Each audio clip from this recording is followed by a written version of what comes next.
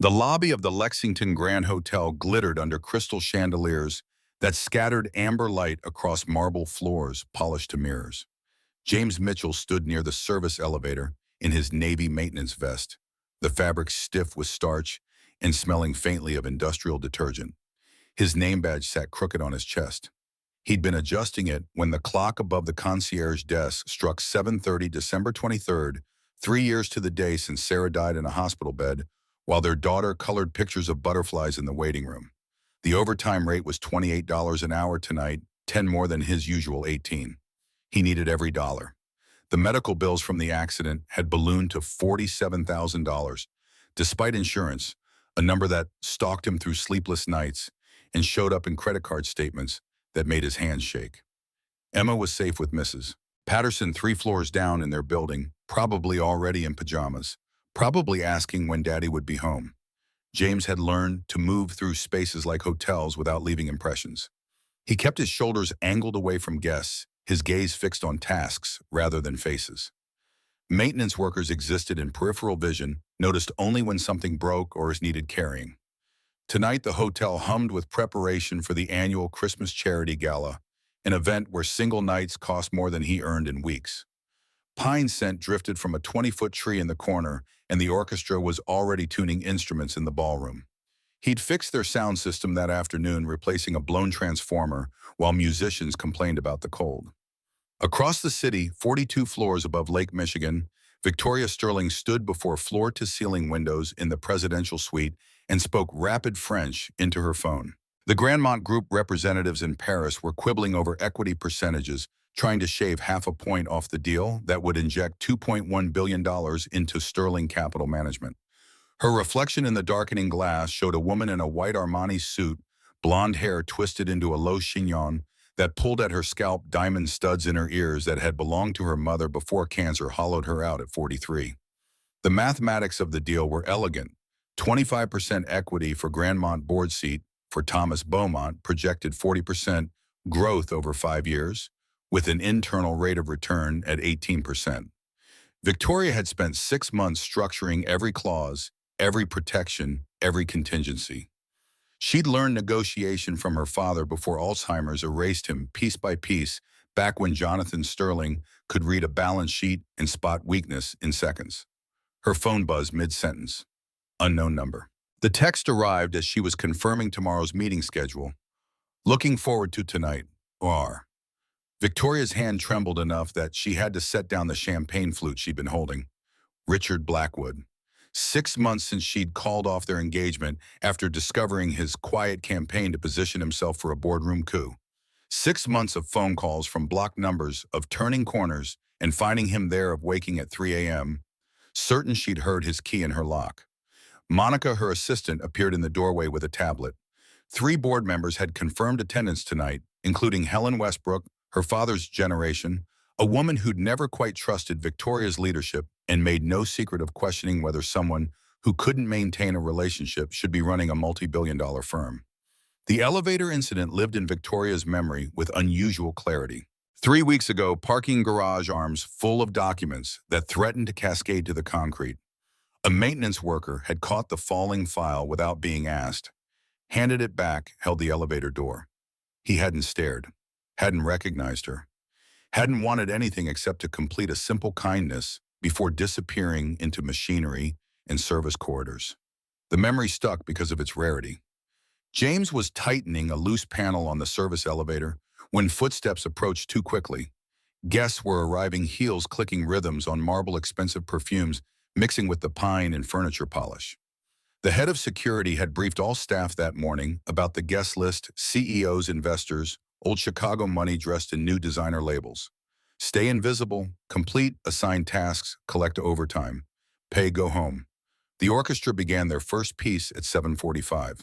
James recognized it from Sarah's playlist, something classical she'd loved during her nursing shifts, music that calmed her after 12-hour rotations in the ICU. The memory arrived sharp and unwelcome, her hands on his shoulders in their kitchen, swaying to violins while Emma giggled in her high chair. Then the hospital smell, the flatline tone, the nurse squeezing his hand while doctors called time of death at 11:17 p.m. Victoria stepped from the elevator into the lobby, and her eyes swept the crowd with practiced efficiency. Thomas and Marguerite Beaumont stood near the ice sculpture, already deep in conversation with a couple Victoria recognized from the financial district. David Chen, her CFO, was reviewing something on his phone with the concentration he brought to spreadsheets. Then her gaze snagged on the entrance where Richard Blackwood stood talking to Robert Pierce, one of the board members whose loyalty had always felt negotiable. Richard looked up. Their eyes met across 30 feet of marble and poinsettias. He smiled, the expression predatory and patient, and raised his champagne glass in a small salute. Victoria's vision began to tunnel. Her heartbeat accelerated into her throat. The last time they'd been in the same room, he gripped her wrist hard enough to leave bruises shaped like fingerprints and told her that women who broke engagements learned expensive lessons about reputation. Panic arrived like water rising. Victoria's lungs forgot their rhythm. She turned away from Richard's sightline and found herself behind a marble column, pressing her palm flat against the cold stone. Her other hand searched for something to ground her, landing on her phone, her clutch finally the column itself. Across the lobby, partially obscured by arriving guests, stood the maintenance worker from the elevator. Navy vest, quiet face, safe. The decision bypassed rational thought entirely. Victoria crossed the space between them in 8 steps, her heels sharp against marble. James looked up from his name badge just as her hand closed on his collar and pulled him down. The words came out barely above a whisper. "I need you to trust me." Then she kissed him. The lobby went silent in stages. First the conversations nearest them, then the widening ripple as heads turned and voices cut off mid-sentence. The orchestra continued for 3 more bars before the conductor noticed and raised his hands. Victoria's lips were soft against James's shock, her grip on his collar desperate, her perfume jasmine over fierce sweat. He tasted mint and champagne and felt her trembling through the points where their bodies met. Across the room, Richard Blackwood's champagne glass stopped halfway to his mouth. His face drained of color in the specific way that comes from having a carefully constructed plan cracked down the center. Victoria pulled back, breathing like she'd surfaced from deep water. Her hand found James's and gripped hard enough to hurt. 2 words, urgent and raw, "Come with me." She was already moving toward the service hallway, pulling him along, and James followed because her panic was the kind he recognized from his own worst nights.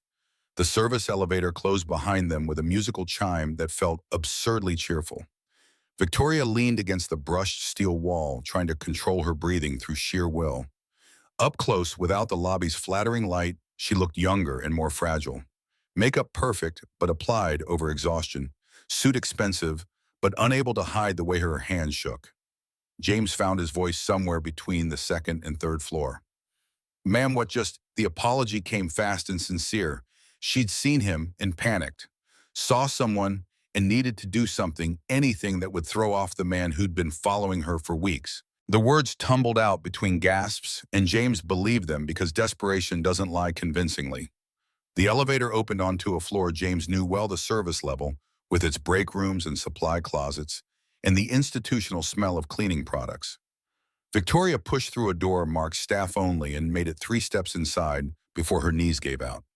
James caught her elbow, guided her to a plastic chair, the kind purchased in bulk and designed for endurance rather than comfort.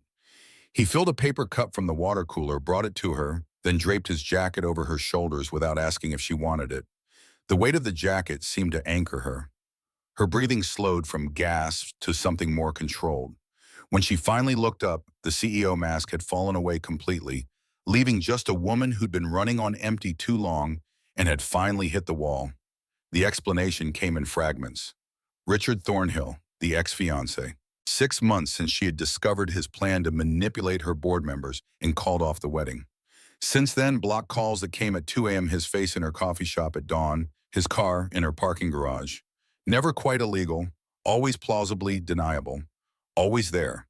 James recognized the pattern because he'd lived adjacent to it. After Sarah died, well-meaning people had appeared everywhere offering help that felt like surveillance, asking questions that felt like accusations about why he'd been late, why she'd driven herself, what he could have done differently. The word came out flat and certain. That's stalking. Victoria's response was bitter. Richard was strategic, not reckless. Everything had the veneer of concern, of coincidence, of a man worried about his ex-fiancee's well-being. James had spent 3 years learning to read desperation in all its forms. He saw it now in the way Victoria's fingers gripped the paper cup and the careful control she was trying to reassemble, in the fact that she'd kissed a complete stranger rather than face her stalker alone. The request was simple: 10 minutes standing beside her. Let Richard see she wasn't alone, that she'd moved on, that his strategy of isolation had failed. Then James could go collect his overtime, return to the life where he kept his head down and paid off debt in $5 increments. He thought about Emma asking that morning if people could really see them when they needed help, one of those questions 5-year-olds asked that had no good answers. He thought about the nurse who'd held his hand in the hospital, who'd stayed for 10 minutes while the world ended, who'd given him that small piece of not being alone. The agreement came out before he could talk himself out of it. 10 minutes. But he wasn't taking her money, and he needed her to understand that this mattered, that help given for payment wasn't the same as help given freely. They returned to the ballroom like actors taking their marks. Victoria's hand slid into the crook of James's elbow, fingers digging in slightly, and he felt her trembling, despite the mask of composure she'd rebuilt. Heads turned, whispers spread like spilled water. The orchestra had resumed playing, but a conversation stopped mid-sentence as they passed. Victoria led him toward a small group near the ballroom entrance. An older couple, expensively dressed, holding champagne with the ease of people who'd attended 1,000 similar events. Thomas Beaumont had silver hair and sharp eyes that assessed James in 3 seconds. Marguerite Beaumont wore pearls and a smile that looked genuine. The introduction was smooth as silk. Victoria's voice held no tremor as she spoke her husband's name. James Mitchell. The lie landed in the space between them like a stone dropped in still water, and James heard himself improvising, confirming the fiction, adding details that felt true because they were adjacent to truth. They'd been married about a year. Small ceremony. Private. Thomas asked what James did and received an answer that was technically accurate: building operations. The truth stretched but didn't quite break. Marguerite looked at James with something that might have been approval, commented on practicality, being rare in their social circles, and raised her glass. Richard materialized from the crowd with 2 men flanking him. Robert Pierce, board member, looked uncomfortable in a way that suggested he knew more than he wanted to. The other man was unfamiliar, expensive suit and the kind of tan that came from winter vacations in tropical climates. Richard's greeting was smooth and dangerous. He hadn't realized Victoria would be bringing a guest, and the emphasis on guest made clear what he thought about James's presence. Victoria's response was ice-wrapped in politeness, questioning why Richard was there at all, since the Grandmont Group event had nothing to do with his firm. The correction came casual and threatening. The Grandmont Group had invited him personally. The implication hung in the air. Richard was positioning himself as an alternative partner, someone stable and predictable, unlike the CEO who'd called off a wedding and was now parading a maintenance worker as her husband. James extended his hand with confidence he manufactured from desperation. The introduction was clean and direct: James Mitchell, Victoria's husband. The silence that followed stretched long enough for the orchestra to complete 4 measures. Richard's face cycled through shocked disbelief and controlled rage in under 3 seconds. His question came out flat, as if maybe he'd misheard. Victoria supplied the detail he hadn't asked for a year and 2 months, actually, if Richard wanted precision. Small courthouse ceremony. Very private, because some things deserved to be kept between people who mattered. Robert Pierce shifted his weight, looking like a man who'd just watched his carefully laid plans catch fire. Thomas Beaumont raised an eyebrow, the expression suggesting he found this development intriguing rather than concerning. Marguerite actually smiled. Richard's recovery was quick but incomplete. How convenient that nobody knew about this marriage. How strange that Victoria had never mentioned James during their engagement when they'd supposedly already been together. Victoria's response was surgical. She'd met James after Richard, after she'd learned exactly what kind of man she didn't want. The words landed like a slap. Thomas chuckled. Marguerite's smile widened. Richard's jaw clenched hard enough that James could see the muscle jump. The threat came low and controlled, pitched for only Victoria and James to hear. This wouldn't work. Richard knew everything about Victoria, her weaknesses, her secrets. And soon he'd know everything about James, too. The words carried weight because they both knew Richard meant them.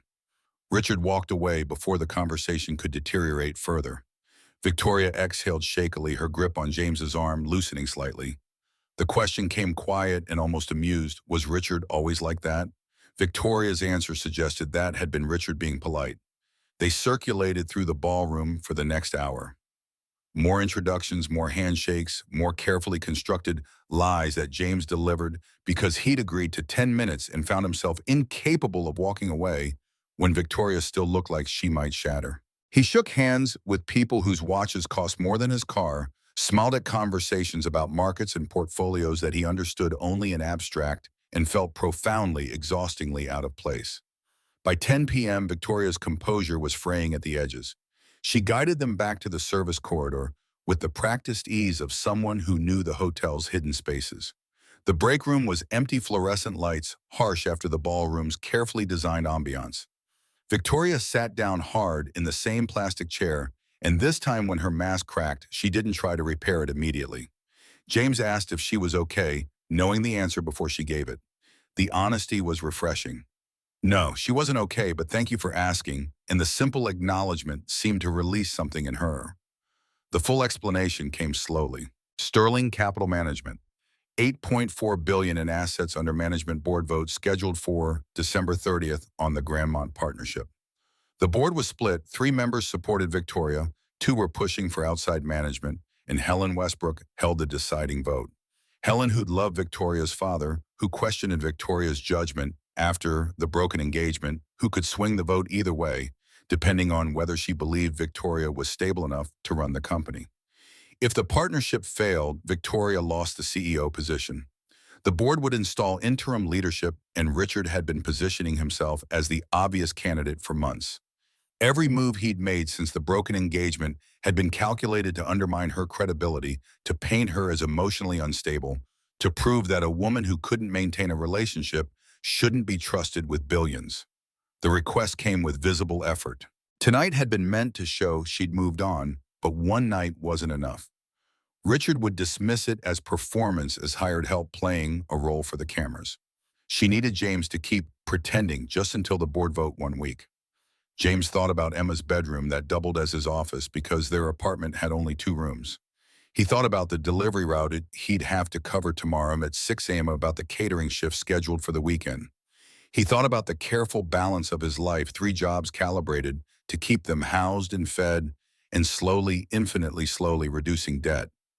The detail about Emma came out carefully. He had a daughter 5 years old and couldn't just move in with a stranger, no matter how compelling the reasons. Victoria's response was immediate: bring her. Space wasn't an issue. She'd make sure Emma was comfortable, whatever that required. Emma would ask questions. She was vivid, bright, and missed nothing. Victoria's answer was simpler than James expected: tell her the truth, that he was helping a friend. Children understood helping better than adults usually did. James studied Victoria's face, seeing past the desperation to the determination underneath. She wasn't giving up. She was just asking for help getting to the finish line. He thought about what he'd tell Emma if she asked why he'd said no, and couldn't construct an answer that felt honest. 1 week, until the board vote. Then they were done, and he could return to the careful invisibility he'd built over 3 years of surviving. Victoria nodded, relief breaking across her face. 1 week. As they shook hands to seal the agreement, James noticed something unexpected. Victoria's palms were calloused, not soft like he'd assumed, but marked with the kind of calluses that came from work, from gripping weights at 5 a.m. in hotel gyms, from years of carrying weight that left physical marks. The details surprised him enough that he held her hand a moment longer than necessary, turning it slightly in the fluorescent light to confirm what he'd felt. Victoria pulled her hand back, self-conscious, and James realized he'd been staring. The moment passed. They agreed to meet tomorrow to discuss logistics, to build the story that would survive Richard's inevitable investigation. Then James walked Victoria to her car in the parking garage, where Marcus Davis, her head of security, was waiting with the engine running. The drive home took 20 minutes through light traffic. James's phone showed 3 texts from Mrs. Patterson confirming Emma was asleep, 1 from his hotel manager asking about tomorrow's schedule, and a missed call from the delivery service about a route change. Normal life waiting to be disrupted by a decision he had made in a break room, while a woman who ran a billion-dollar company fell apart in a plastic chair. His apartment building was the kind built in the 70s, concrete and functional, with an elevator that worked half the time and hallways that smelled like cooking and cleaning products. Mrs. Patterson opened her door at his knock glasses on a chain around her neck, white hair and curlers.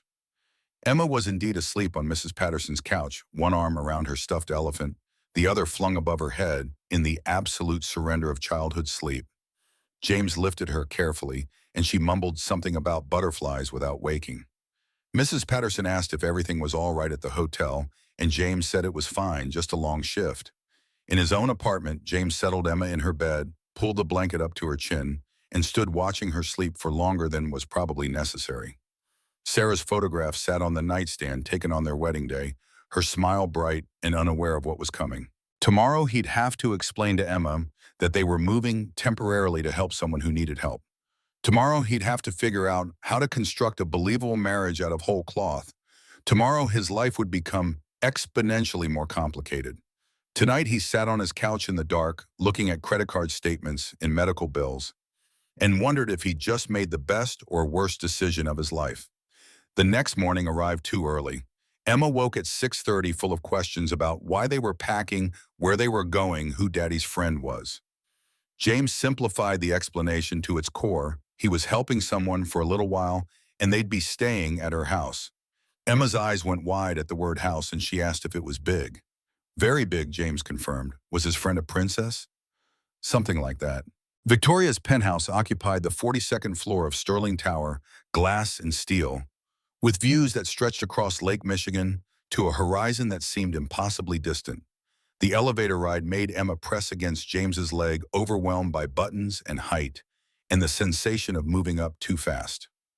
Marcus Davis rode with them, silent and professional, the kind of security that cost more per month than James earned in a year. The elevator opened directly into Victoria's living space. Emma's whispered assessment was immediate and awed. This was like a castle. Victoria met them at the door in jeans and a sweater, her hair down, face free of makeup. She looked younger and terrified in equal measure, her eyes going to Emma with visible panic. The crouch was careful, bringing herself down to Emma's height, and her voice came out slightly too loud, nerves making her overcompensate. The introduction was formal and earnest. Victoria Sterling, 33 years old. Emma Mitchell, 5 years old, felt the need to match the precision. She announced her full name and age, then added that she liked butterflies and her daddy worked at a hotel. Victoria smiled genuine warmth, breaking through nervousness, and said she was learning that working at hotels was very important work. The apartment stretched out behind Victoria like a magazine spread, white walls, gray furniture, glass surfaces that reflected light in geometric patterns. Cold, despite expensive taste, empty, despite being full of designer pieces. Emma ran to the floor-to-ceiling windows and pressed both hands against the glass, announcing that you could see the whole world from up here. James stood with their 2 duffel bags, everything they owned that mattered, fitting into luggage that had seen better days. Victoria gestured toward the guest wing where she'd prepared a room. The preparation had clearly involved research and anxiety in equal measure. Toys were arranged on shelves still in packaging. A twin bed wore new sheets in a pattern of stars, and coloring books sat stacked next to a box of crayons that had never been opened. Victoria's confession came quiet and ashamed. She'd looked online, wasn't sure what 5-year-olds needed, might have gotten everything wrong. Emma declared it perfect immediately, claiming the stuffed unicorn on the bed as her favorite thing in the world. James set boundaries carefully. Emma's bedtime was 8 p.m. She attended preschool Monday through Friday. He'd handle all her care, all her routines. Victoria didn't need to do anything beyond providing space. Victoria's protest was soft but firm. If they were pretending she was Emma's stepmother, she should at least know bedtime. The first dinner was takeout pizza because Victoria admitted with something close to embarrassment that she didn't know how to cook. Emma chatted through 3 slices, asking questions about the tall building, the big windows, why Victoria lived alone in such a big space. Victoria answered each question with increasing ease, and James watched the interaction with something that felt dangerously close to hope. The question about parents came between Emma's 3rd and 4th slice.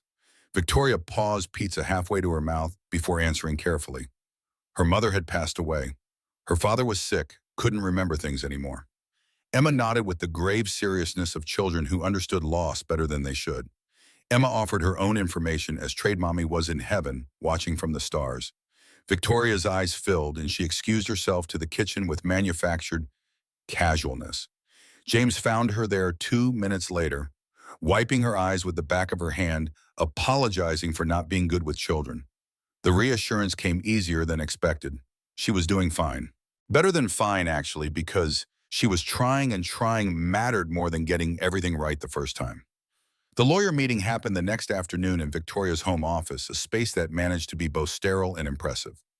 Jennifer Reeves arrived with a tablet and the kind of focused energy that came from billing $600 an hour. The conference call setup connected them to two other lawyers whose faces appeared on a wall-mounted screen. Jennifer's assessment was direct. They needed a bulletproof narrative. Richard would investigate every detail, probe every inconsistency, and use anything he found as ammunition. The story had to be simple, consistent, and close enough to truth that it wouldn't crack under pressure. They constructed the marriage in pieces, met 8 months ago when James had been called to fix a leak in Victoria's penthouse bathroom, plausible because building maintenance occasionally serviced executive suites. Started talking during the repair, discovered unexpected common ground, began dating quietly. 4 months of dating before a courthouse marriage kept private because of Victoria's public profile and the mess with Richard. Jennifer grilled them on details with prosecutorial precision. Where was the first date? James and Victoria looked at each other, scrambling. Millennium Park, James offered, and Victoria confirmed, adding that they'd walked around the bean because it seemed like something people did. Who proposed? Victoria claimed responsibility, adding that she wasn't traditional, and James fought down a smile at the image. Why courthouse instead of a ceremony? The answer came from both of them simultaneously. They wanted something just for them, without media, without pressure, without turning their relationship into a performance. Jennifer made a note, commented that the consistency was good, they were learning. The rehearsal revealed actual overlap. Both were early risers, James for his 5 a.m. hotel shift, Victoria for gym and emails before markets open. Both took coffee black. Both preferred silence to small talk. Both had complicated relationships with parents who'd failed them in specific ways. Victoria's father had built sterling capital from nothing, a legend in the industry who'd never quite forgiven his daughter for being better at running his company than he'd been. Jonathan Sterling's Alzheimer's had arrived early and aggressive, stealing him in pieces while Victoria watched helplessly. James's father had left when he was 12, and his mother had spent the rest of his childhood reminding him that he was the reason, the burden, the mistake that had trapped her. The observation came from Victoria late in the rehearsal. They were both people who'd learned young that love came with conditions attached. James asked what hers were. Competence, control, never needing help. Those weren't conditions, James pointed out. Those were defense mechanisms. Victoria's smile was sad. What were his conditions then? That he'd eventually let everyone down. James said it's simply a fact he had accepted years ago when Sarah died because he'd been 10 minutes late. The protest came immediate and fierce. Accidents were accidents because they weren't anyone's fault. James heard the words, knew they were true on an intellectual level, and felt them bounce off the part of his brain that ran through the scenario nightly 10 minutes earlier. Sarah doesn't drive herself. The accident doesn't happen. They sat in silence after that, the lawyers having disconnected the apartment, humming with the HVAC, and the distant sound of Emma singing in her new room. Outside, the city spread itself below them, indifferent to their small tragedies. Victoria broke the quiet first. She was sorry about his wife. James was sorry about Richard trying to destroy her life. They were quite a pair, Victoria said, and James agreed they really were. The first week unfolded in a series of adjustments.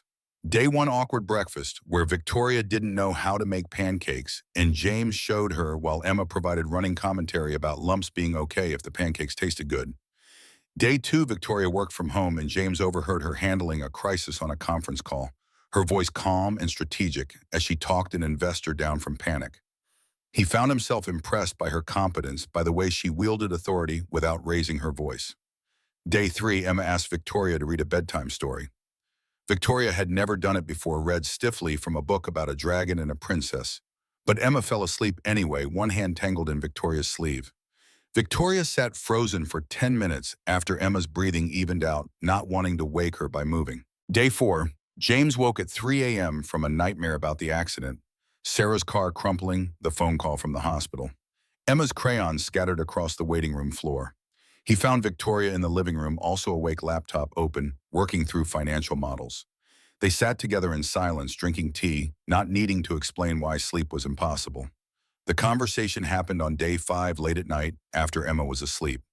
Victoria asked about Sarah and James talked about her nursing career, her dedication to helping people, the irony of dying in a car accident while rushing to the hospital for a patient in crisis. Victoria asked about Emma, how James managed being a single father while working 3 jobs.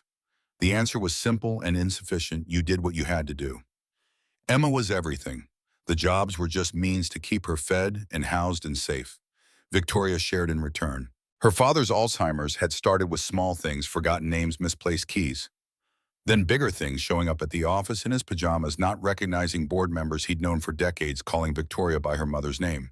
The decision to place him in memory care had been the hardest thing she'd ever done, signing papers that confirmed he'd never come home, watching him not understand why she was leaving him there. Richard had known about her father's condition, Victoria added, had known and planned to use it to suggest that Victoria might have genetic predisposition to mental decline, that she wasn't fit to run the company long term. She'd found his notes, seen the strategy laid out in bullet points, and understood that the man she'd planned to marry saw her family's tragedy as leverage. The revelation came quiet and devastating. That was partially why she'd called off the wedding. When she saw his notes, understood how he viewed her vulnerability, recognized that he'd been collecting ammunition rather than offering support.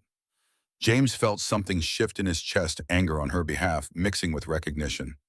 They'd both loved people who'd betrayed them, though in different ways, and both carried the scars of learning that trust was a gift that could be weaponized. As the week progressed, small moments of awareness accumulated. Victoria's hand brushing James's when passing coffee, the scent of her jasmine perfume lingering in the bathroom after her morning shower. James's forearms when he rolled up sleeves to wash dishes, a detail Victoria found herself noticing more often than was strictly professional. Neither acknowledged the shift, but both felt it. December 30th arrived with clear skies and bitter cold. The board meeting was scheduled for 2 p.m. vote at 4, and by 5 they'd know whether Victoria still had a company. She dressed in a sharp black suit, armor disguised as fashion, and James wore his only suit purchased for Sarah's funeral and worn exactly twice since. Victoria's hands shook as she applied lipstick. James saw it in the mirror, the tremor she couldn't quite control. He asked if she was ready, and she lied convincingly that she was. As they were leaving, Victoria's phone buzzed. Email from an unknown sender, subject line reading, "Know your husband," with an attachment. She opened it to find photos of James at his delivery job, timestamp, visible at a catering event, serving hors d'oeuvres at the hotel in his maintenance vest. The message was brief and cutting. "Thought you should know what kind of man you were pretending to marry." Arm. Victoria showed James without comment. His jaw tightened, the muscle jumping the same way it had when Richard had first threatened them. The words came out flat and certain. "He started." Victoria agreed, and they left to face the board, knowing Richard had just opened the second front of his war. Sterling Capital headquarters occupied 12 floors of a glass tower in the Loop, the kind of building designed to communicate power through architecture. The executive conference room sat on the top floor, with windows that framed the city like a conquest already claimed. Victoria arrived 15 minutes early, her heels clicking against polished concrete. James a half step behind, carrying the leather portfolio that held her presentation materials. Helen Westbrook was already seated at the head of the table, reviewing documents with the reading glasses that made her look like everyone's formidable grandmother. She glanced up as they entered, her expression neutral and assessing. Gray hair pulled into a bun that could withstand Hurricane's pearl necklace, that had probably cost more than James's car, hands weathered with age spots and the confidence that came from 40 years in finance. David Chen arrived next, his CFO efficiency evident in the way he set up his laptop and arranged his notes into precise stacks. 52 years old, analytical to the point of seeming cold, but Victoria trusted him more than anyone on the board. He nodded to Victoria, spared James a quick glance that held curiosity rather than judgment. Robert Pierce entered with a kind of false hardiness that set James's teeth on edge. Expensive suit that fit too well, watch that caught light like it wanted to be noticed. Smile that never reached his eyes. He shook Victoria's hand and ignored James completely, a deliberate slight that everyone in the room registered. Patricia Morrison followed her marketing director energy, filling the space before she spoke a word. 48 ambitious in the way that meant that she'd climb over bodies if necessary, but preferred not to make enemies along the way. She greeted Victoria warmly, asked about the holidays, then introduced herself to James with genuine interest.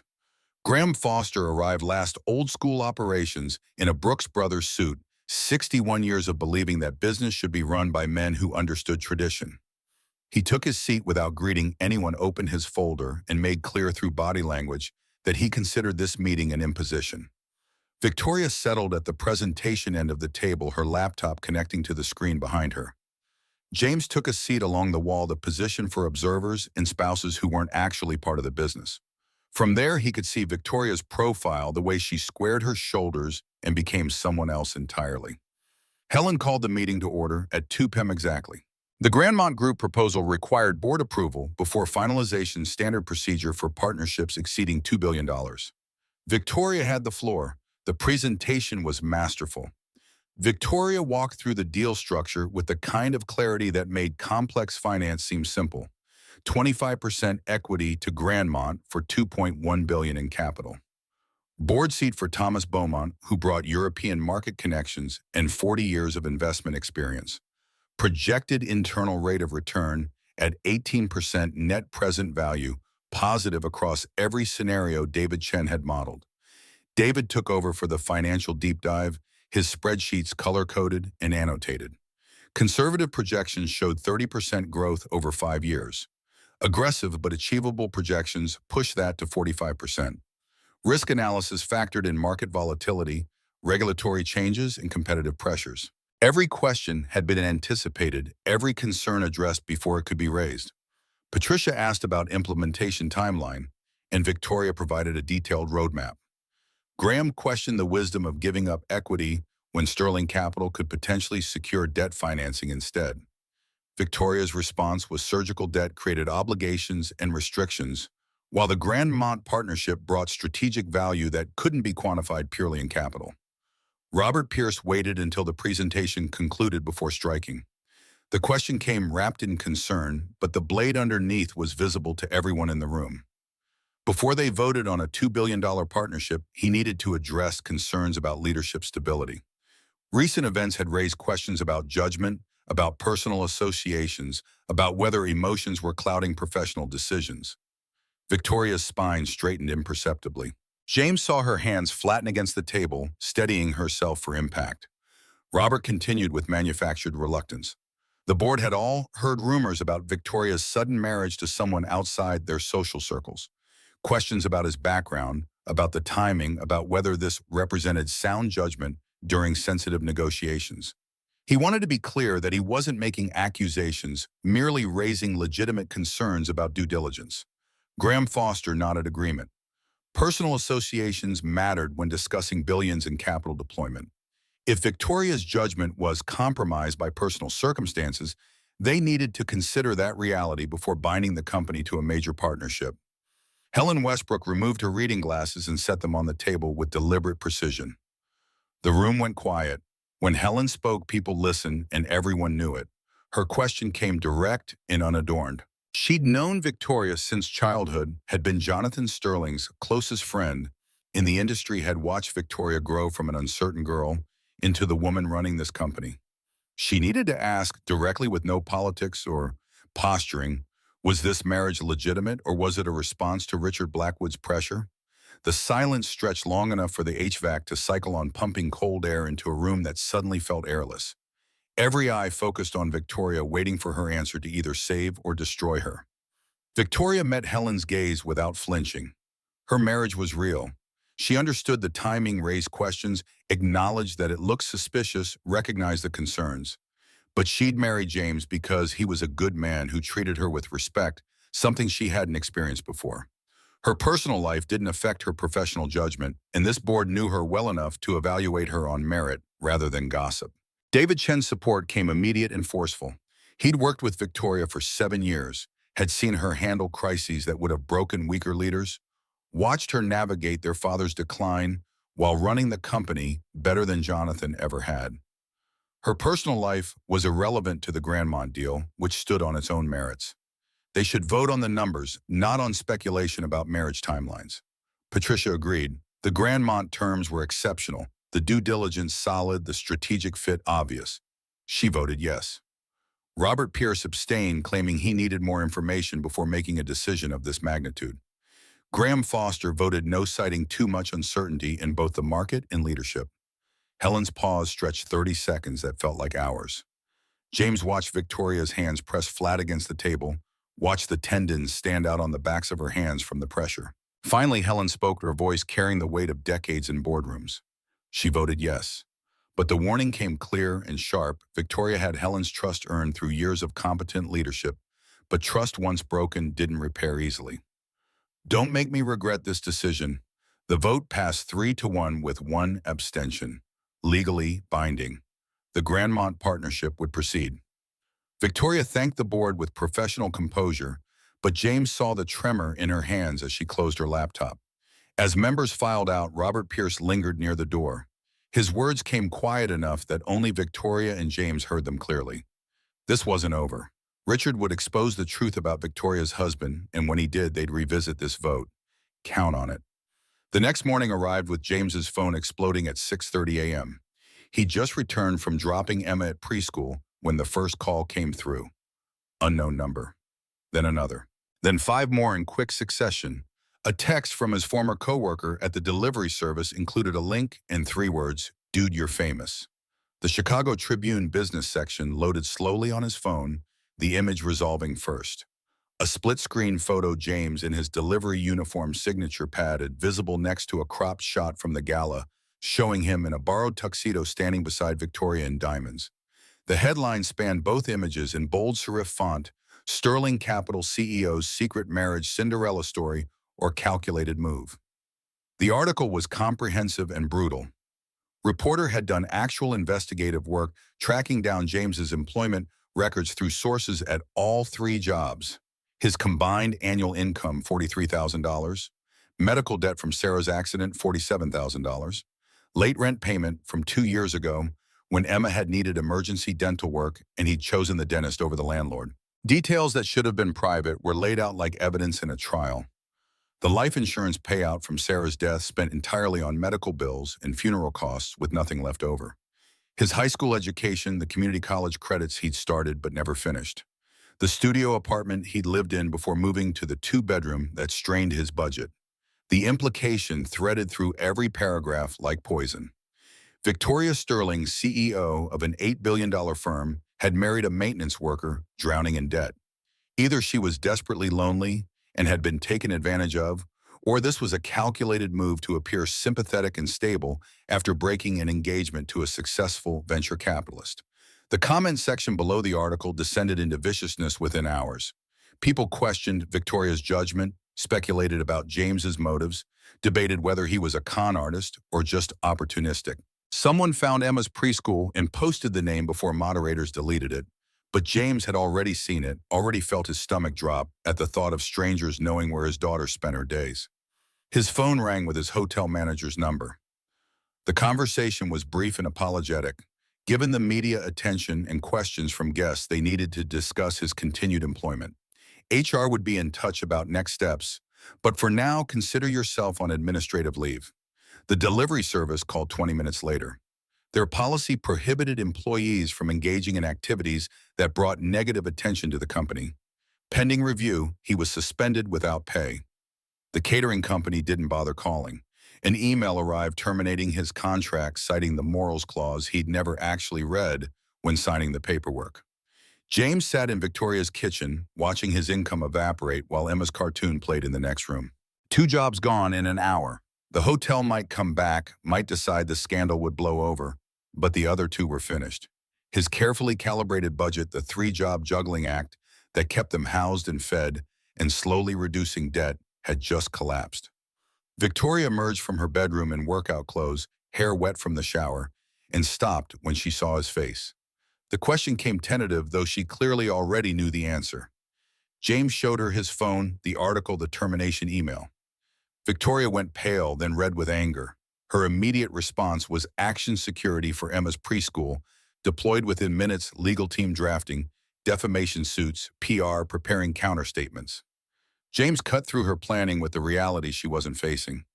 The defamation suit wouldn't help. Everything in the article was true.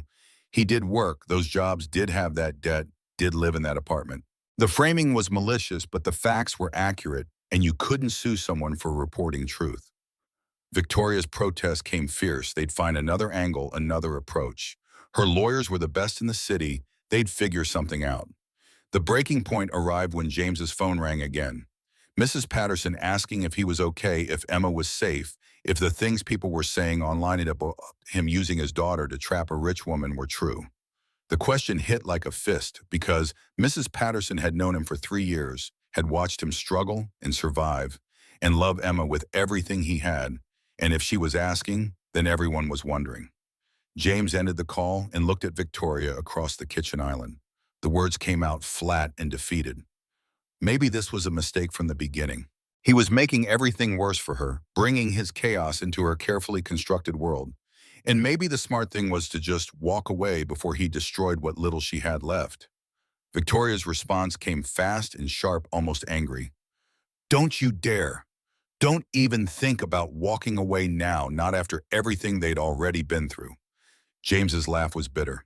Everything they'd been through, this was 1 week. 1 week of pretending, and already he had lost 2 jobs, his privacy, and possibly his ability to provide for his daughter. What did she think would happen if they kept going? The reality landed heavy between them. Without 2 of his jobs, James couldn't afford his apartment, couldn't make rent, couldn't pay utilities, couldn't maintain the life he'd built through 3 years of grinding work. He was exactly what the article implied, a man in desperate financial straits who'd attached himself to a billionaire. Victoria's proposal came quiet but firm. Stay here. Let her help. That's what families did for each other. James's response was automatic and sharp. They weren't family. They were 2 people pretending for a business deal, and he needed her to stop confusing the performance with reality. The words landed like a slap. Victoria flinched, actually stepped back as if he'd physically struck her. For a moment, she looked like she might cry. Then the CEO mask slammed back into place, locking away whatever she'd been about to show him. Attorney Jennifer Reeves arrived that afternoon with a PR strategist named Michael Torres and a plan that involved fighting back rather than hiding. They gathered in Victoria's home office, Emma safely ensconced in her room with new coloring books, and laid out the counteroffensive. The media had framed James as either victim or villain. The solution was to reframe him as neither, to let him tell his own story in his own words. Not a press release, not a prepared statement, but an actual interview with a credible journalist who'd ask hard questions and let James answer honestly. James's initial refusal was instinctive. He wasn't doing a pity interview, wasn't going to perform poverty for cameras so people would feel sympathetic. Jennifer's response was patient, then don't. Do an honest interview about who you actually are and let people make their own judgments. The journalist was Sarah Chen from Chicago PBS, respected for fairness and asking questions that mattered. The interview would be recorded at a neutral location, a coffee shop in Lincoln Park that had good lighting and the kind of casual atmosphere that discouraged performances. James agreed with the condition that Emma stayed out of it entirely. No photos, no mentions beyond the fact that he had a daughter, no using her as a prop to generate sympathy. Jennifer and Michael both confirmed that was already the plan. The interview happened 2 days later, January 2nd, with winter sun streaming through the coffee shop windows and Sarah Chen sitting across from him with a microphone and a list of questions she'd promised were direct but not cruel. Her first question cut straight to the accusation. Critics said he'd married Victoria for her money. How did he respond? James looked directly at the camera and spoke with the kind of honesty that came from having nothing left to lose. He hadn't married her for money. He'd married her because she was the first person in 3 years who looked at him like he was more than a tragedy, more than a cautionary tale about what happened when you were 10 minutes late. Yes, he worked 3 jobs, had worked 3 jobs before the scandal cost him 2. Yes, he was in debt, medical bills from his wife's accident, and he wasn't ashamed of that. He'd worked hard, provided for his daughter, made every dollar count. If that wasn't good enough for some people, that said more about their values than his. Sarah's follow-up asked what he wanted people to know about Victoria. The answer came easier than expected. That she was brilliant running a multi-billion-dollar company while still making time to learn how to read bedtime stories to a 5-year-old who wasn't even hers. That she'd been through hell with Richard Blackwood but refused to quit.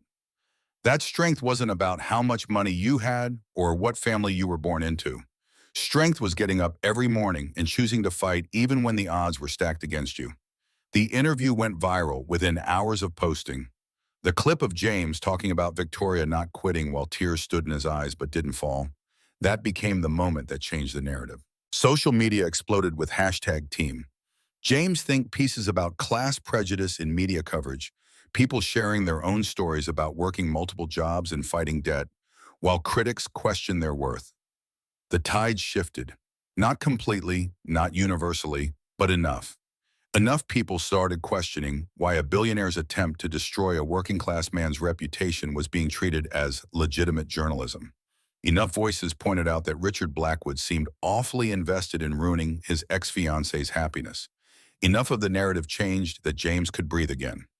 3 days after the interview on January 5th, James was at the building gym that Victoria had added him to as a member.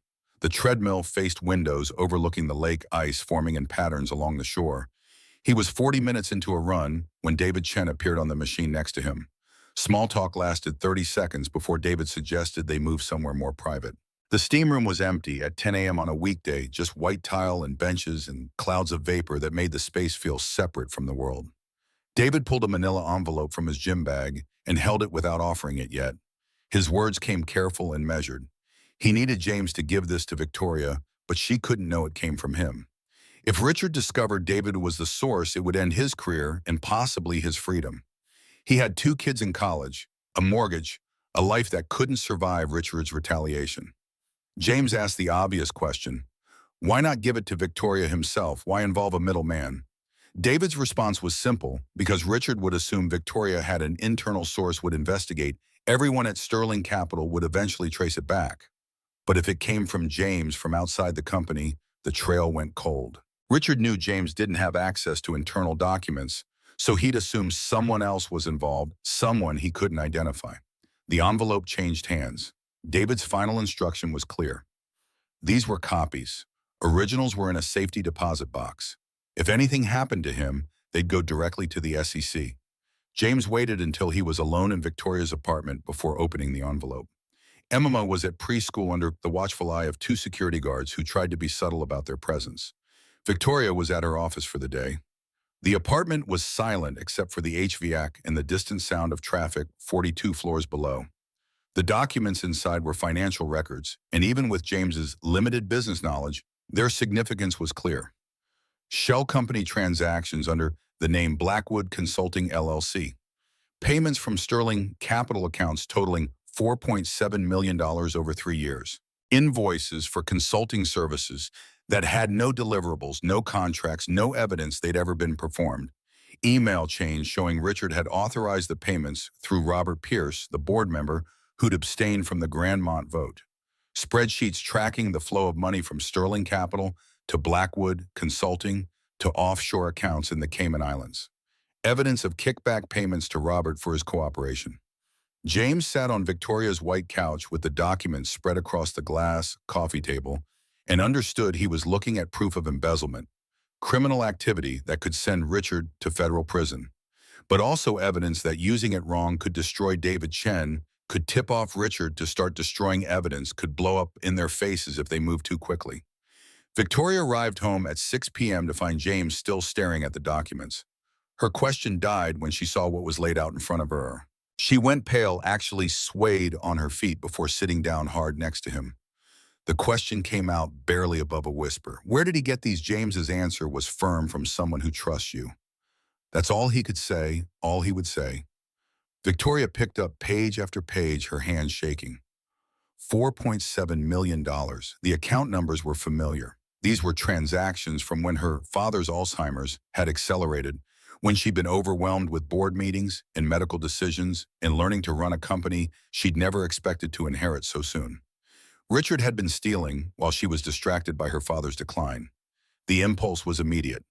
Take this to authorities, have Richard arrested, end this nightmare, with evidence that couldn't be disputed.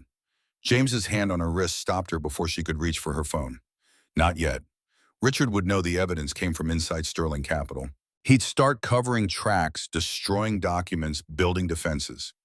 They needed to secure everything first copy, every file, build an ironclad timeline, make sure that when they moved, Richard couldn't escape. Victoria's question came with an edge of humor despite the circumstances. Since when was James a forensic accountant? His response was simple since he'd spent 3 years tracking every penny to keep Emma fed and housed. You learned to follow money when you had to account for every dollar when missing a payment meant eviction or disconnected utilities. The skills were the same, just different scales. The threat arrived on January 7th through flowers delivered to Victoria's office. 24 black roses, no card, but the message was clear. Black roses had been at her mother's funeral, an unusual choice that Victoria's father had insisted on. Richard had attended that funeral, had stood beside Victoria while she was 16, and shattered had filed away the detail for future use. That same afternoon, Emma's preschool called. A man had come by asking about Emma Mitchell, claimed to be her uncle, wanted to know her schedule and which days she attended. The director had refused to provide information and asked him to leave, but wanted Victoria to know that someone was trying to access details about Emma's routine. Victoria's hands shook as she relayed the call to James. His response was ice-cold calm, the kind that came from rage buried so deep it froze on the way up. Richard had crossed a line. Flowers were psychological warfare, but approaching Emma's school was a direct threat against a 5-year-old child. The impulse was to go to the police immediately, but Jennifer's response when they called was pragmatic and frustrating. Sending flowers wasn't illegal. Asking questions at a preschool wasn't illegal if he didn't make specific threats. They could document everything, build a pattern, but without explicit threats, law enforcement wouldn't act. James's suggestion came quiet and cold. Then they document it themselves and wait for Richard to make a mistake.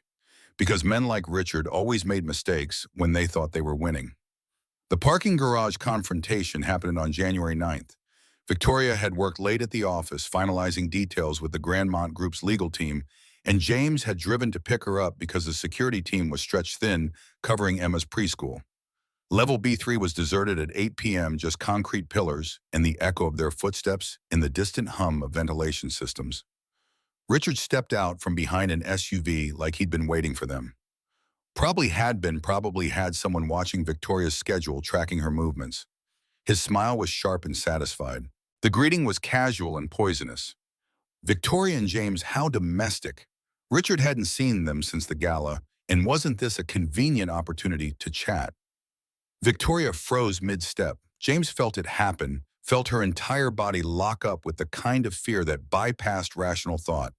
He moved partially in front of her, not aggressive but positioned, and kept his voice level when he suggested Richard should leave.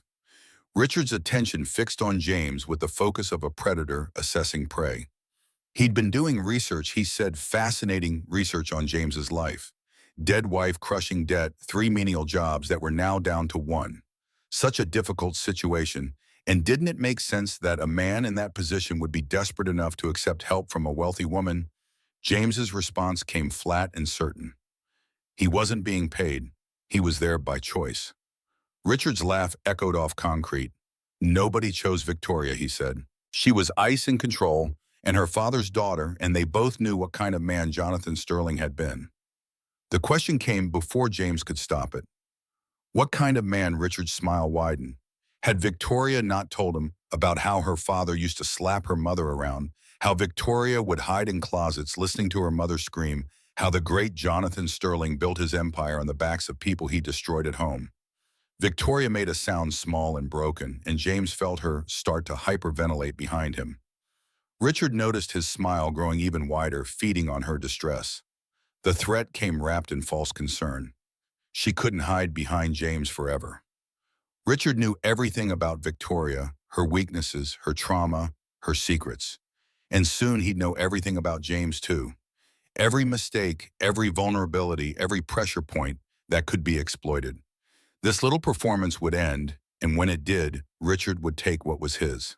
Headlights flooded the garage. Marcus Davis and another security guard arriving with timing too perfect to be coincidence.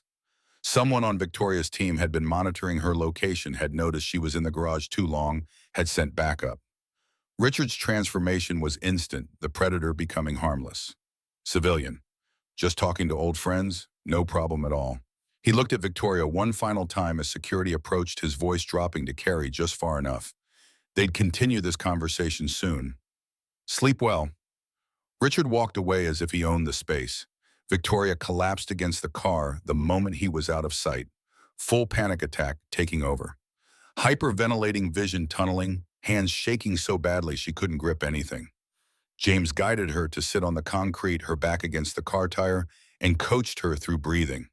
In for 4, hold for 4, out for 4. He'd learned this in the hospital in the awful weeks after Sarah died, when panic attacks became part of his daily routine. The pattern was familiar muscle memory, taking over where rational thought couldn't reach. 10 minutes before Victoria could speak. Longer before she could stand. Marcus offered to drive them home, and neither argued. Emma was already asleep when they arrived, Mrs. Patterson having handled bedtime with the efficiency of a woman who'd raised 4 children of her own. Victoria went straight to Emma's room, stood in the doorway watching her sleep, making sure she was safe and untouched and unaware of the threat that had circled close to her. James found Victoria there 15 minutes later, still frozen in place. He didn't speak, just stood beside her, and eventually she let him guide her to the living room. The story came in pieces over the next hour. Victoria's childhood wasn't the polished version in her official biography. Jonathan Sterling had built his empire through brilliance and brutality, and the brutality came home with him. Her mother had endured years of violence, verbal and physical, before cancer provided an escape that looked like tragedy, but might have been relief. Victoria was 16 when her mother died, old enough to understand that her father's sobriety afterward wasn't redemption but guilt. He'd built the company bigger, donated to charity, never touched another drink, and never once apologized to the daughter who'd hidden in closets listening to her mother's screams. The Alzheimer's arrived when Victoria was 28, early onset and aggressive. She'd become CEO by necessity, rather than choice, inheriting a company she'd never planned to run, and a father who forgot her name but somehow still managed to make her feel inadequate. Richard had seemed safe by comparison. Controlled where her father had been chaotic, predictable where her mother had been broken. Victoria hadn't realized that controlled and controlling were different things, that the very qualities that made Richard feel safe were red flags she'd been trained to ignore. James listened without interrupting, without offering empty reassurances. When she finished, he spoke the truth plainly. Surviving trauma wasn't weakness.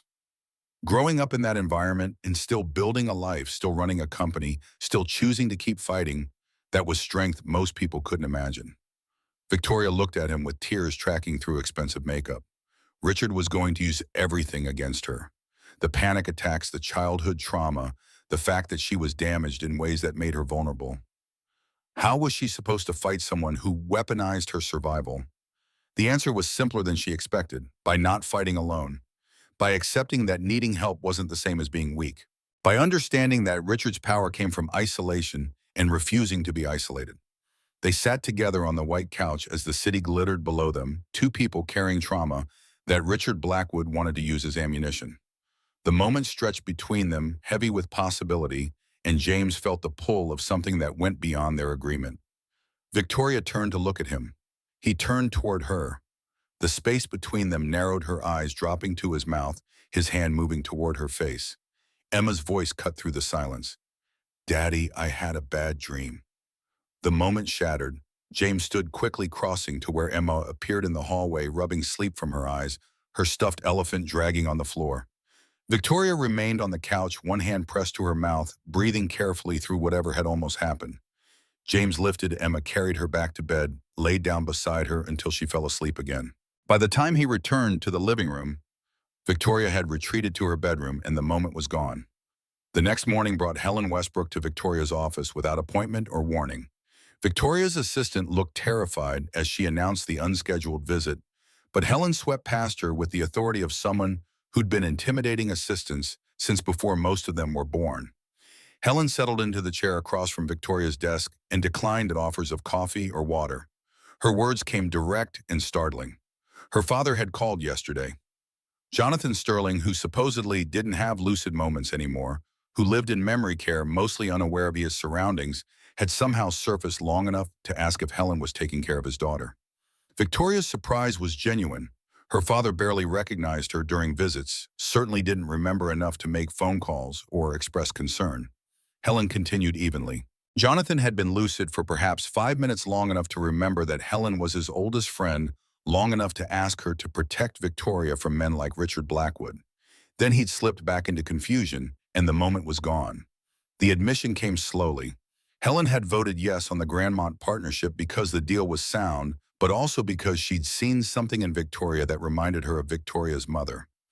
Elizabeth Sterling had been the strongest woman Helen knew, had endured years of Jonathan's abuse, and still managed to raise a daughter who turned that trauma into competence rather than destruction. Richard Blackwood was dangerous, Helen said plainly, and if Victoria needed anything, resources, connections, someone to stand witness, she should call. Victoria thanked her with a voice that threatened to break. Helen stood to leave, paused at the door, and delivered one final message. Jonathan Sterling had been a brilliant businessman and a terrible husband. Victoria had inherited his brilliance but not his cruelty, and that made her better than he'd ever been. The threat to Emma escalated on January 12th. Victoria's phone rang during a meeting with the Grandmont legal team. Emma's preschool director voice tight with controlled alarm.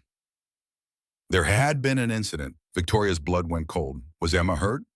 Physically, the child was fine, but she'd received a package that needed to be addressed immediately. Victoria arrived at the preschool within 20 minutes, James meeting her there after she'd called him from the car. The director led them to her office, where Emma sat with the child psychologist they kept on staff, holding a stuffed rabbit that was identical to the one she'd lost in Sarah's accident. The rabbit was white with pink ears, exactly like Hoppy the toy that had been in the car with Sarah, that had been destroyed along with everything else. Someone had researched Emma's trauma, found the specific toy, purchased a replica. The note inside the box was brief and chilling. Some things lost can be found. Some things found can be lost. A friend. Emma was confused rather than scared, clutching the new rabbit and explaining that it looked like Hoppy but smelled wrong. Mommy's rabbit had smelled like her perfume, she said, but this one smelled like new plastic in stores. Victoria's fury was incandescent and barely controlled. She called Jennifer from the preschool parking lot, her voice shaking with rage. They were done waiting, done being strategic. File the FBI report immediately. She wanted Richard arrested, wanted him in prison, wanted him far away from any child ever again. Jennifer's response was measured and careful. They needed to be strategic about this, needed to build the case properly. Victoria's explosion cut her off. Strategic had just gone out the window. Richard sent a traumatized 5-year-old a replica of her dead mother's belongings. File the report, or she'd find lawyers who would. James took the phone gently from Victoria's hand. His voice came calm and cold, the kind of calm that preceded violence. Jennifer needed to file whatever reports were necessary, but they also needed to think about how to make Richard pay in ways that would actually stick. Charging him with sending a stuffed animal wouldn't land him in prison. But making him overconfident, making him think his strategy was working, letting him escalate until he made mistakes they could document that might. The silence on the line suggested Jennifer was considering options. Finally, she agreed to file the report while also exploring whether they could use Richard's escalation against him. James had an idea. Richard's weakness was his ego. He thought he was smarter than everyone, always 3 steps ahead. They could use that. Make him think he was winning stage a very public fight that would make him believe his strategy had worked. When Richard got confident, he made mistakes, and they'd record every mistake until they had enough to bury him. Victoria looked at James with something like awe. Since when did he think like this? His response was matter of fact. Since he'd spent 3 years navigating a system designed to keep people like him drowning. You learn to think strategically when survival depended on outmaneuvering bureaucracies and debt collectors. The stage fight happened on January 14th at Everest, an upscale restaurant in the Loop known for celebrity sightings and photographers who lurked outside hoping for gossip. Victoria and James arrived separately, sat at a table near the windows, and ordered expensive food neither of them would eat. 30 minutes into the performance, Victoria's voice rose just loud enough to carry to nearby tables. She couldn't do this anymore. The pressure, the media attacks, the constant scrutiny of every choice she made. James's response was equally loud, equally performative. So she was giving up on them, on everything they'd supposedly built together. Victoria stood abruptly, chair scraping against floor. There was no them. This had been a mistake from the beginning, a disaster she should have ended weeks ago. She grabbed her coat and walked out, and a photographer outside caught her crying in her car, with flash bright enough to confirm he'd gotten the shot. James followed. They argued on the sidewalk long enough for 3 different cameras to capture it, then separated into different cars and drove away. By morning, Sterling Mitchell marriage on the rocks was trending across every social media platform. The speculation was immediate and vicious, exactly as planned. Richard's text arrived that evening, his first direct contact since the parking garage. He'd heard about her troubles, and if she needed someone to talk to, he was there. He'd never stopped caring.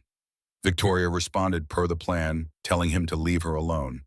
Richard's follow-up came wrapped in false sympathy. He just wanted to help. She didn't have to face this alone. The translation was clear. Richard thought he'd won, thought his strategy of isolating and attacking had finally broken Victoria's marriage. Now he'd move and position himself as the stable alternative and wait for her to come back. FBI agent Sarah Keating reviewed their evidence in a conference room at the federal building downtown. White-collar crime division, 15 years of prosecuting financial fraud, sharp eyes that missed nothing. The embezzlement evidence was solid. She confirmed enough to open an investigation. But they needed more than documents. They needed Richard admitting his crimes on record. So, the question came direct. Would Victoria wear a wire? Victoria's agreement was immediate. Whatever it took to make Richard pay. Agent Keating explained the setup. Victoria would text Richard, suggest they meet somewhere private, act vulnerable and broken. The wire would be hidden in jury backup agents positioned outside the building, but Victoria would be alone with Richard until they had what they needed. James's worry was visceral and difficult to hide. Victoria didn't have to do this. There were other approaches. Victoria's response was final. Yes, she did. Richard had threatened Emma, and he didn't get to walk away from that. She was going into that meeting, getting his confession, and ending this. The planning took 2 days. Victoria texted Richard on January 16th, her message carefully crafted to sound defeated. She'd been right. She was drowning, couldn't handle everything alone. Could they talk somewhere private? Richard's response came within minutes. His penthouse. Tonight at 8, he'd be waiting. Before Victoria left, James stopped her in the entryway. His voice came rough with worry. If anything felt wrong, if Richard did anything that made her uncomfortable, she walked out. Promise him. Victoria promised, then added something that made James's chest constrict. If something went wrong, tell Emma she thought the girl was wonderful. James's response was fierce and certain. Nothing was going wrong. Victoria was coming home. Marcus drove her to Richard's building. FBI surveillance van parked 2 blocks away. Victoria wore the wire in a tennis bracelet that cost more than James's car, but contained a transmitter powerful enough to broadcast through concrete walls. She stepped into the elevator alone, watched the numbers climb to the penthouse floor, and stepped out into whatever came next. Richard's penthouse occupied the top floor of a building in the Gold Coast, all black granite and chrome with windows that framed the city like a possession. The space felt deliberately cold, designed to intimidate rather than welcome. Victoria stepped from the elevator directly into his living area, her heels clicking against polished stone, the wire bracelet heavy on her wrist despite weighing only ounces. Richard waited near the windows with champagne, already poured 2 glasses on the counter. His smile was warm and predatory in equal measure, the expression of a man who believed he'd already won. The greeting was solicitous, almost kind.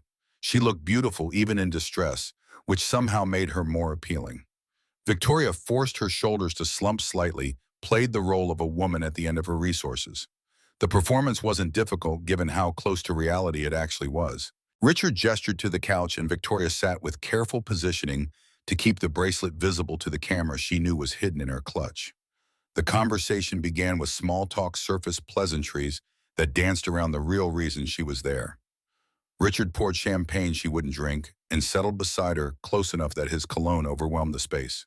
The question came wrapped in concern. What had finally made her reach out after weeks of silence? Victoria's answer was carefully scripted, but delivered with genuine exhaustion. He'd been right about everything. She couldn't handle the company, the marriage, the constant pressure of trying to prove herself capable. She was drowning in responsibilities that felt impossible to manage alone. Richard's response came with manufactured sympathy. She didn't have to drown. He could help the same way he always had. All she needed to do was stop fighting reality and accept that some people were meant to lead while others needed support. The implication hung between them like smoke. Victoria asked the question that would start pulling thread. How could he possibly help now after everything that had happened? Richard's explanation came smooth and practiced. Simple, really. Divorce the maintenance worker, issue a public statement about stress and poor judgment during a difficult time. He talked to the board, smooth things over with Helen, and the others suggest bringing in outside management to support Victoria through this transition.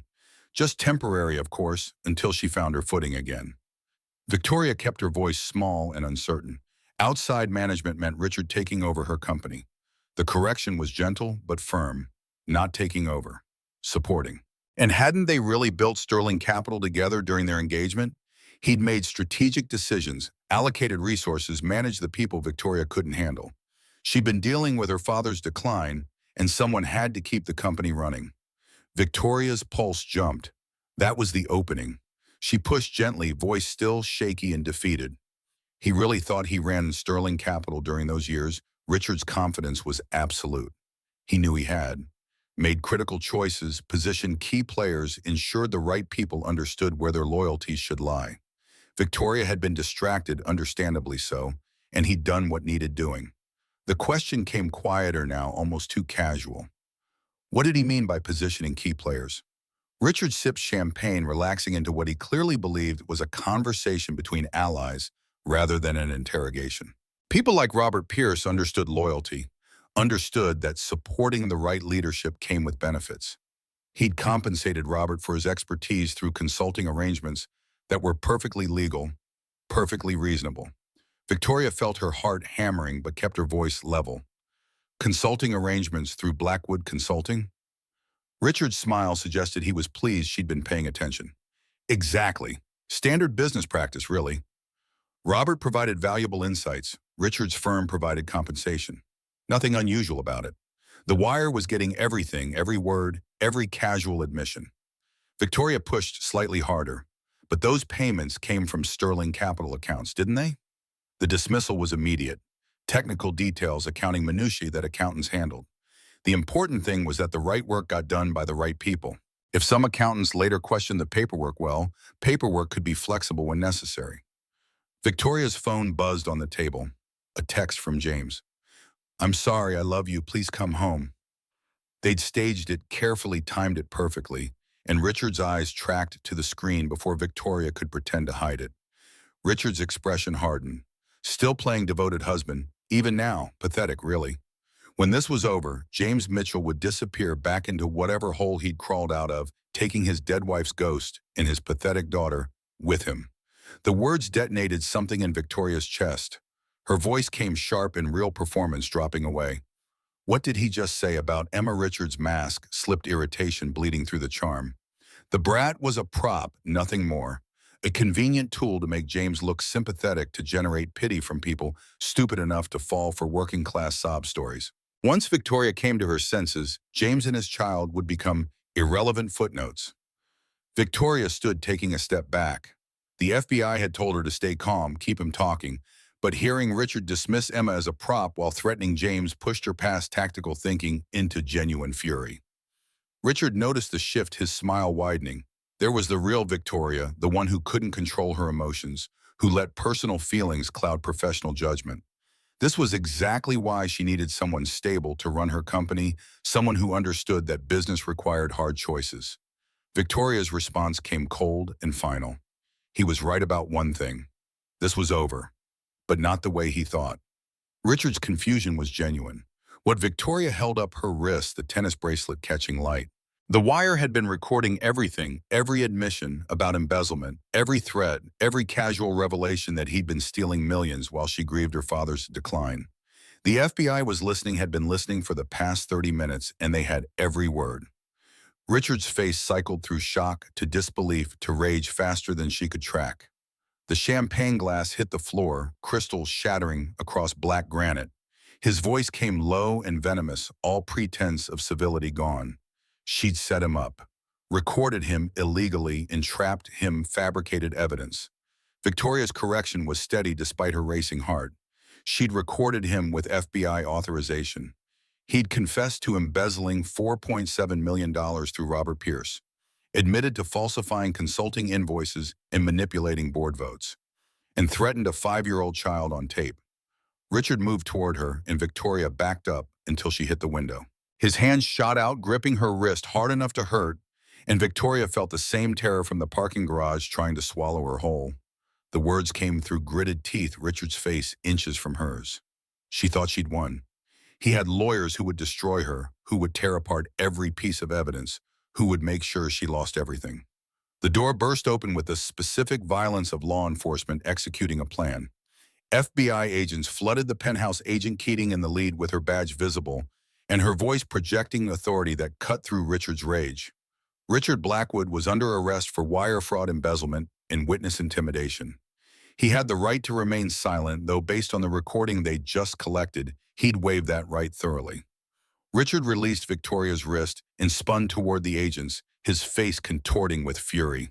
He wanted his lawyer wouldn't say another word. This was entrapment and illegal recording, and they'd pay for violating his rights. Agent Keating's smile was thin and professional. They'd obtained proper authorization recorded with federal warrant, and he'd confessed to multiple felonies while also threatening a minor. His lawyer could explain how that wouldn't hold up in court, but she wished him luck with that argument. 2 agents cuffed Richard while he continued threatening lawsuits and consequences. As they led him toward the elevator, he looked back at Victoria with pure hatred. This wasn't over, he snarled. Even from prison, he'd find ways to destroy her, to make her regret every choice that led to this moment. Victoria's response came quiet but clear. Yes, it was. And whatever he tried next, she wouldn't be facing it alone. The elevator doors closed on Richard's face, still contorted with rage, and Victoria's knees gave out. She sat down hard on the cold granite floor, shaking too badly to stand. Agent Keating crouched beside her, asking if she needed medical attention, if Richard had hurt her beyond the wrist that was already bruising. Victoria shook her head, unable to form words. The adrenaline crash hit like a physical blow, 3 weeks of terror and pressure releasing all at once in tremors she couldn't control. James appeared in the doorway, having been allowed up the moment Richard was secured. He crossed the space in 4 strides and pulled Victoria against his chest, one hand cupping the back of her head, murmuring reassurances that penetrated the panic better than logic could. He was there. She was safe. Richard was gone, and custody couldn't hurt her, or Emma, or anyone. She'd done it, had walked into the lion's den, and emerged victorious. Marcus drove them home through evening traffic while Victoria sat pressed against James's side, her head on his shoulder, breathing in the familiar smell of his soap and the laundry detergent that reminded her of safety. James's hand rested on her hair, occasionally stroking gently, grounding her in the present, rather than letting her spiral into what could have happened. Emma was asleep when they arrived, Mrs. Patterson having settled her down hours ago with stories and warm milk. Victoria went straight to Emma's room, needing to see the child safe and untouched by the violence that had circled so close. Emma slept with one arm around the stuffed elephant and the other clutching the replica rabbit that Victoria wanted to burn, but Emma had claimed as her own. James found Victoria frozen in the doorway 15 minutes later, just watching Emma breathe. He guided her to the living room with gentle pressure on her lower back, settled her on the couch, and wrapped a blanket around her shoulders despite the apartment's careful climate control. The breakdown came messier than the parking garage, louder than the break room. 3 years of pressure since her father's diagnosis, 6 months of Richard's stalking, 3 weeks of living a lie that had become complicated truth, all of it releasing in sobs that left her gasping and spent. James held her through it without trying to fix anything, just providing solid presence while she fell apart. When she could finally speak, the words came broken and ashamed. She'd been so scared in Richard's penthouse. When he grabbed her wrist, she thought for a moment that the FBI wouldn't get there in time, that he'd hurt her before they could stop him. James's response was fierce, but she hadn't frozen, hadn't let fear paralyze her. She'd stood up to Richard, gotten the confession, and survived. That was courage, the real kind that showed up terrified and did what needed doing anyway. The observation came quiet and wondering. He'd stopped looking sad. Victoria's words from weeks ago, spoken by Emma, repeated back to her. James hadn't realized how visible his grief had been until Emma pointed out that Victoria made it lighter. Victoria looked up at him, eyes red and face blotchy from crying. What did that mean? The truth came easier than expected. That for 3 years James had been surviving rather than living, going through motions and paying bills and raising Emma in a fog of loss. But somewhere in the past few weeks between fake marriage and real connection, he'd started feeling alive again. Started wanting things beyond just making it through another day. The space between them narrowed. Victoria's hand came up to rest against James's jaw, her thumb brushing his cheekbone. James's hand covered hers, holding it there, and they sat suspended in possibility. Emma's voice shattered the moment for the second time. "Daddy, Mama, Victoria, I can't sleep." They broke apart, and James went to settle Emma back down. By the time he returned, Victoria had retreated to her bedroom, and the moment existed only in memory and what-if scenarios. The emergency board meeting convened the next morning at Sterling Capital news of Richard's arrest having broken overnight across every financial outlet.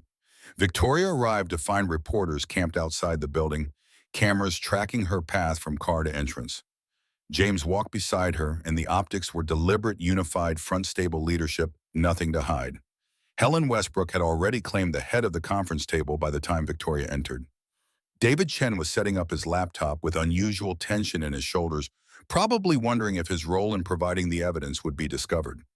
Patricia Morrison scrolled through her phone with focused intensity. Graham Foster looked uncomfortable, his old-school sensibilities clearly struggling with the media circus. Robert Pierce's seat sat conspicuously empty. Helen's opening was characteristically direct. The board needed to address Sterling Capital's position following the previous evening's events.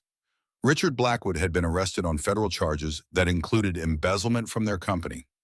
Robert Pierce had been suspended pending investigation and was cooperating with authorities. The question was how they moved forward. Graham Foster jumped in before anyone else could speak. This was a disaster for their reputation, regardless of whether Victoria had been right to expose Richard. The media coverage would damage investor confidence, raise questions about internal controls, potentially impact the Grandmont partnership. Patricia's response was immediate and sharp.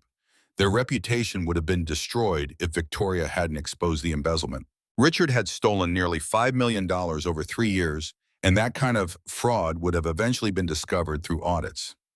Better to be the company that rooted out corruption than the one that enabled it through negligence. David Chen added financial analysis with his usual precision. The embezzlement had been occurring during Jonathan Sterling's decline when oversight was fragmented. Victoria had identified the problem, gathered evidence, and worked with federal authorities to resolve it. From a fiduciary perspective, she'd protected shareholder value and demonstrated exactly the kind of leadership they needed. Helen's intervention cut through the developing argument. She moved for a formal vote of confidence in CEO Victoria Sterling to be entered into official minutes and released publicly. It would send a clear message to investors, partners, and the media that the board supported Victoria's leadership without reservation. Patricia seconded immediately. Graham Foster looked like he wanted to object, but recognized he was outnumbered. David Chen voted yes with quiet satisfaction. The vote passed 4-0, Robert's absence making the unanimity possible. Helen looked at Victoria with something that might have been pride. Jonathan Sterling would have been proud, she said, of the way Victoria had handled an impossible situation with integrity. Helen was proud, and she knew that Elizabeth Sterling would have been too. Victoria's eyes filled, but she blinked the tears back. Professional composure held through the rest of the meeting, through the prepared statement they drafted for the press, through the phone call with Thomas Beaumont, who confirmed the Grandmont Group remained committed to the partnership despite recent excitement. Only after the board filed out did Victoria let herself collapse into her office chair, head in her hands, shoulders shaking with relief and exhaustion. James found her there 20 minutes later. He'd been waiting in the lobby, maintaining the appearance of supportive husband, fielding questions from employees who wanted to know if the rumors were true. He closed the office door behind him and crossed to where Victoria sat. The question came gentle. Was she okay? Victoria's laugh was slightly hysterical. Richard was arrested, she still had her company, the board had given her a vote of confidence, and the Grandmont deal was proceeding. She should be celebrating. Instead, she felt empty and exhausted and unable to process that it was actually over. James understood. The adrenaline crash after sustained crisis felt like falling into a void. It took time for the nervous system to accept that the threat had passed, that survival mode could be turned off. The contracts arrived 3 days later via courier official documents from the Grandmont Group, with signatures and seals confirming the partnership. $2.1 billion secured Victoria's position as CEO, untouchable Sterling Capital's future guaranteed. Victoria signed in with a fountain pen that had belonged to her father, her signature steady despite everything. The celebration at Sterling Capital that afternoon was modest champagne in the conference room and congratulations from staff who genuinely seemed happy. Victoria moved through it with professional grace, accepting praise and answering questions about next steps.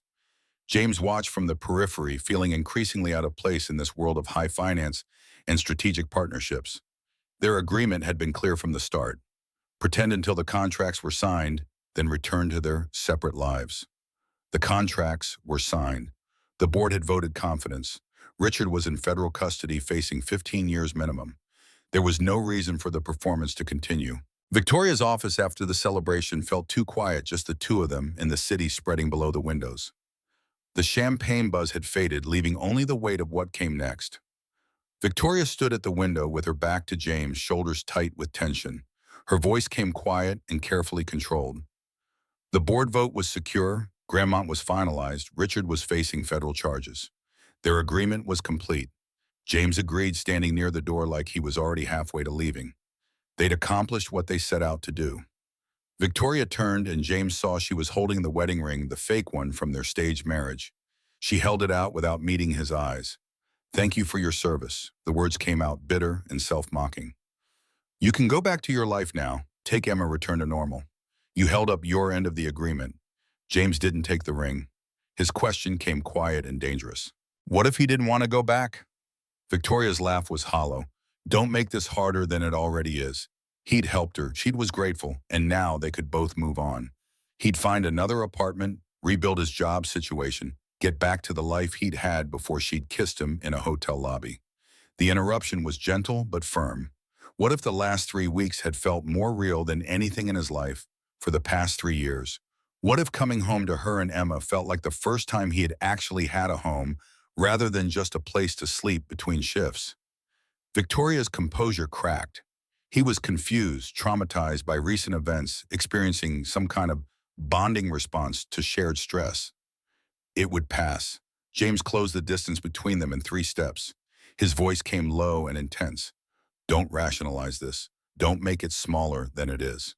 He wasn't confused. He was in love with her, had been falling for weeks. Maybe since she'd crouched down to meet Emma, with her hands shaking from nervousness and her eyes showing genuine care. Victoria's tears started silent tracks through makeup she'd reapplied after the celebration. This didn't want her. She was complicated and damaged, and her life would never be normal. There would always be board meetings and media scrutiny and pressure that most people couldn't imagine. The response came with aching honesty. James had watched his wife die in a hospital room while their daughter colored pictures in the waiting room. Normal had left his life 3 years ago and wasn't coming back. He wasn't looking for normal. He was looking for real, and Victoria was the most real thing he'd found since losing Sarah. Victoria's protest came desperate. She didn't know how to do this, the real version, without agreements and exit strategies. What if she failed at it the same way she'd failed at everything else involving emotional honesty? James took her hands, the one still clutching the ring and the one clenched into a fist. Then they'd figure it out together, he said, the way they'd figured out everything else. No more agreements or time limits. Just them being honest about what they wanted. The question came vulnerable and terrified. What did he want? Everything, James said simply. Real marriage, real family, real life with her and Emma. All the messy, complicated, beautiful parts of building something together. He wanted to wake up next to her and argue about pancakes and help Emma with homework and support Victoria through board meetings. He wanted to be her husband for real, not for strategy or appearance, but because he chose her every single day. Victoria's sob was half laugh, half cry. She threw her arms around his neck and kissed him like she'd been wanting to for weeks. Not performative, not strategic, just desperate and real and full of everything they'd been holding back. When they broke apart, both breathing hard, Victoria's voice came shaky but determined.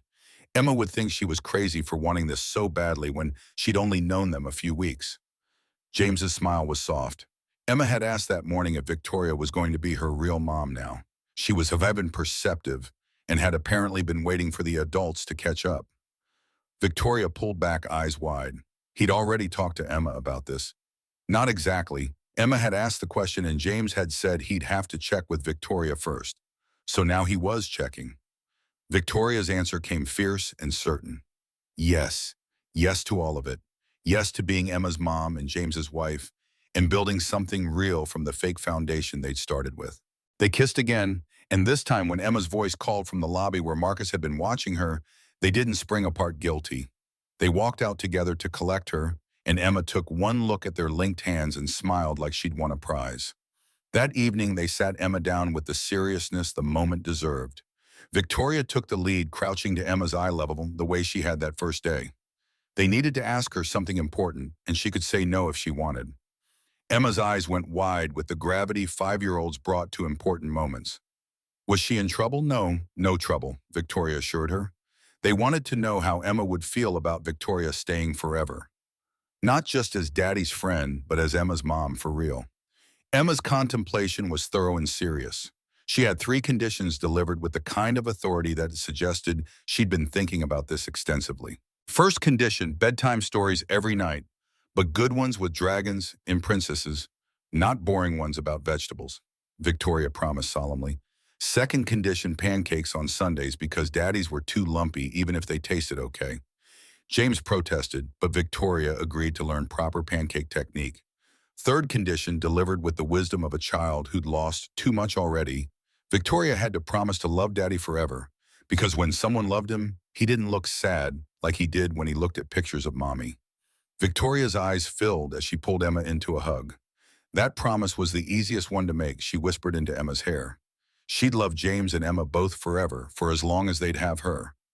Emma pulled back, studying Victoria's face with serious intensity. Then it was decided. Victoria could be her real mom now. The logistics of actually getting married properly took longer than expected.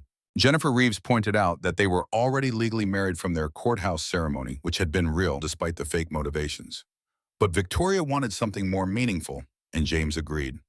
The months between winter and summer passed in a blur of changes. James enrolled in night classes to finish his engineering degree, using the education benefits Victoria insisted weren't charity, but investment in their family's future. He accepted the position at Sterling Capital as Director of Facilities Management, a role that used his practical skills while paying enough that debt became manageable rather than crushing. Victoria started therapy twice a week, working through childhood trauma and learning to separate her father's failures from her own identity. She cut back her hours at work, hired a COO to handle daily operations, and made it to Emma's school performances and parent-teacher conferences. Emma thrived, her imaginary friend Lily fading as real friends filled the gaps. The nightmares about Sarah became less frequent.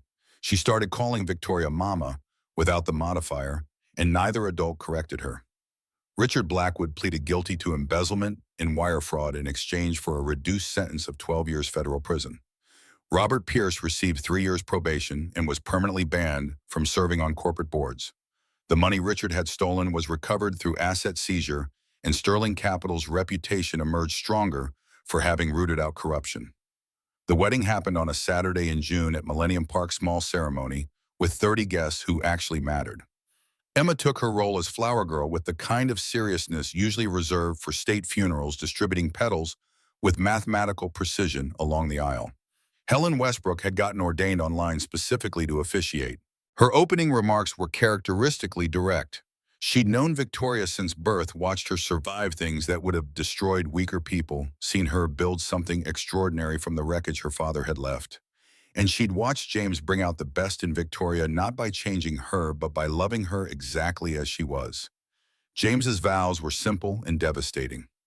Victoria had kissed him in a hotel lobby and turned his life inside out. She'd given him reasons to stop hiding from the world, to stop merely surviving, to believe he deserved happiness beyond just making sure Emma was fed and safe. He promised to stand beside her, not behind or in front, but next to her as an equal partner for whatever came next. Victoria's vows came through tears that ruined her makeup and didn't matter. James had seen her at her absolute worst and hadn't run. He'd taught her that breaking down wasn't the same as being broken, that needing help was different from being weak. He and Emma had given her something she'd stopped believing could exist, a home that felt safe. She promised to love them both fiercely, to show up every day even when it was hard, to be the kind of partner and mother they deserved. The rings were new, real ones that replaced the fake band from their staged marriage. James slipped his onto Victoria's finger with the words that mattered most: "for real this time." Victoria repeated the gesture and the phrase "for real." Helen pronounced them married by the power vested in her by Illinois and the internet. The kiss was witnessed by everyone who mattered, and Emma's cheer could probably be heard in Wisconsin. The reception was small and joyful, held in a private room overlooking the lake. David Chen made a toast about watching Victoria navigate impossible situations with grace. Patricia Morrison joked about how the best business decisions often came from personal authenticity. Marcus Davis, rarely emotional, got misty-eyed talking about protecting people who became family. Emma charmed everyone by announcing that now she had a mom again, but this one was alive, which was better, even though she still loved her first mom in heaven. The honesty was devastating and perfect in equal measure. As the afternoon faded into evening, James found Victoria at the windows, watching the lake turn gold under sunset. His hand found hers naturally, and they stood in comfortable silence until Emma appeared demanding cake. 1 year later, on another December evening, with snow falling soft outside the windows, Victoria and James hosted their annual holiday party. The guest list had grown beyond the wedding's 30 to include friends from Emma's school, colleagues from Sterling Capital, even Mrs. Patterson, who brought cookies nobody could eat, but everyone accepted gracefully. Emma was 6 now, first grade, reading at a third grade level and asking questions about everything. The imaginary friend Lily had evolved into a real friend from school, and the nightmares about Sarah had faded to occasional sad moments that they addressed with honesty rather than avoidance. Their house in Evanston was lived in rather than sterile. Emma's drawings covering the refrigerator, James's engineering textbooks stacked on the coffee table, Victoria's laptop perpetually open to work that could wait until Monday. The space felt like a home rather than a showpiece. Richard Blackwood remained in federal prison appeals, denied release date still years away. They never spoke of him except when Emma occasionally asked if the mean man was ever coming back. The answer was always no, and Emma accepted it. Sterling Capital had exceeded every projection from the Grandmont partnership. Victoria had been named CEO of the Year by 3 different publications, and the board had unanimously approved her compensation package that reflected her actual value. Helen Westbrook had finally retired from the board, but remained a family friend, showing up to Emma's ballet recitals and school plays with the dedication of an honorary grandmother. James had graduated with his engineering degree and been promoted to VP of Operations at Sterling Capital. The role suited him perfectly, managing complex systems and solving practical problems. His student loans were paid off, medical debt eliminated, and they'd established college funds for Emma and any future children with the kind of financial security he'd never imagined possible. After the guests departed and Emma was asleep in her room, Victoria gathered everyone's attention with a champagne glass raised. She had an announcement delivered with nervous excitement that made James's heart jump. They were pregnant. Emma would be a big sister sometime in July. The room erupted with congratulations. Emma, awakened by the noise, appeared in her pajamas, demanding to know what was happening. When Victoria explained about the baby, Emma's response was characteristically direct. Could they name her Lily? If it was a girl, they'd consider it, Victoria promised. What if it was a boy? Emma didn't know how to share with boys, but she supposed she could learn. Later that night, after everyone had left and Emma had finally gone back to sleep, after an hour of questions about babies, Victoria and James sat together on the couch in the quiet house. Snow continued falling outside the city, muffled and peaceful. Victoria's confession came soft. Sometimes she still couldn't believe this was real, that James and Emma and this life they'd built actually existed outside her imagination. James understood. There were mornings when he woke up reaching for grief and found happiness instead, moments when he had to consciously remind himself that this wasn't temporary or borrowed, but actually his. The question came vulnerable despite the year they'd shared. Did he ever think about Sarah, about whether she'd approve of how he'd move forward? James considered the answer carefully. Every day he thought about her, but the pain had transformed into something gentler. He believed Sarah would like, Victoria would approve of Emma having a mother who was strong and kind and showed her that women could build empires. Sarah had always wanted Emma to know she could be anything, and Victoria embodied that better than anyone. Victoria's hand moved to rest on her stomach, where their child was growing, still invisible but present. She was terrified of failing at motherhood, the way her own mother had failed at surviving at being to their children what Emma and this baby deserved. The reassurance came firm and certain. She wouldn't fail. And when she struggled, which every parent did, they'd figure it out together. That was the promise they'd made, the real one that mattered more than any ceremony or legal document. They sat in companionable silence as the clock ticked past midnight into a new day. Victoria reached into her pocket and pulled out the original fake wedding ring, the one from their staged marriage. She'd kept it all this time as a reminder. James asked what it reminded her of. The night that changed everything, Victoria said, when she'd kissed a stranger in desperation, and he'd said yes without hesitation, without demanding payment, without asking for anything except the chance to help. That moment of spontaneous kindness had led to everything that came after. James's response was simple. Best impulse he'd ever followed. Victoria's too. The future stretched ahead of them, uncertain but shared. Victoria would continue running Sterling Capital with the confidence that came from proving herself repeatedly. James would keep solving problems and building systems and being the kind of father who showed up. Emma would grow up knowing she was loved by two parents who chose each other and her every single day. The baby would arrive in summer and complete their family in ways they couldn't yet imagine. Outside their windows, Chicago glittered under fresh snow. Inside their home, two people who'd found each other through desperate circumstances sat together in the quiet building, a life from honesty and choice, and the kind of love that survived because it was chosen rather than convenient. Victoria turned to James with a smile that held no masks or pretense. "What happens next?" she asked, not anxious but curious about the future they'd write together. James pulled her close, his hand resting over hers on her stomach where their child grew. "I don't know," he admitted, and the uncertainty felt like possibility rather than threat. No more agreements or plans, just life. Together. Victoria leaned into him, contentment settling in her bones in a way she'd never experienced before James and Emma had taught her what home actually meant. "I can work with that." They kissed soft and real and forever, while snow fell outside and their daughter slept peacefully, and their future waited to be discovered, one honest day at a time. Some people came into your life by accident, Victoria thought. But James had come into hers through choice disguised as impulse, through her desperate need to feel safe, meeting his capacity for kindness without condition. The fake marriage had become real, not because they'd planned it, but because they'd chosen each other again and again, when walking away would have been easier.